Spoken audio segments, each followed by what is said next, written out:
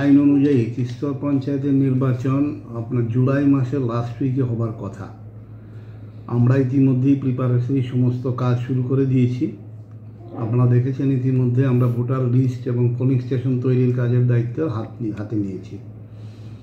আমাদের বিশ্বাস যদি যথাসময়ে আমরা শেষ করতে পারি, শেষ করার পরেই আমরা এ ব্যাপারে প্রপোজাল রাজ্য সরকারকে দেব, যাতে নির্দিষ্ট সময়ে 5 বছর মেয়াদ পূর্তির আগেই আমরা আবার নতুন করে এই ত্রিস্তরীয় পঞ্চায়েত নির্বাচন করতে পারি।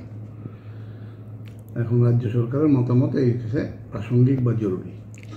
আমরা ইতিমধ্যে গ্রাম পঞ্চায়েতের সীমানা, গ্রাম পঞ্চায়েতের ওয়ার্ড সীমানা এবং সেই পঞ্চায়েতের যে রিজার্ভেশন কী হবে আইন অনুযায়ী সেটি অন্তর্ভুক্ত করা হয়েছে। এখন ভোটার লিস্ট এবং পোলিং স্টেশনের ফাইনালাইজেশন করার জন্য কাজ ইতিমধ্যেই বিডিওরা দায়িত্ব নিয়েছেন এবং তাদের সঙ্গে আমাদের কথা হয়েছে ভিডিও কনফারেন্সে। তারা ইতিমধ্যে এই কাজে হাত দিয়েছেন। আমরা আশা করছি জুন মাসের মাঝামাঝির মধ্যে এই কাজটা শেষ করা হয়ে যাবে। কতটা সংখ্যা রয়েছে স্যার আপনার গ্রাম পঞ্চায়েত সমিতি আর জেলা? এখন তো গতবার ছিল 591টা গ্রাম পঞ্চায়েত। আমরা ইতিমধ্যে কিছু সংখ্যা বাড়বে, এবং 16টার মতো গ্রাম পঞ্চায়েত সংখ্যা ইতিমধ্যে বাড়বে বলে পঞ্চায়েত ডিপার্টমেন্ট থেকে জানানো হয়েছে, সেটাও কাজে হাত দেওয়া হয়েছে।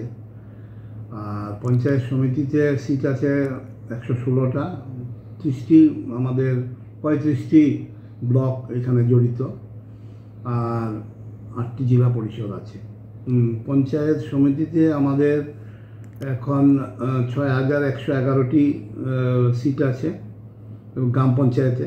পঞ্চায়েত সমিতিতে আছে 419টি এবং জেলা পরিষদে আছে 116টি আসন।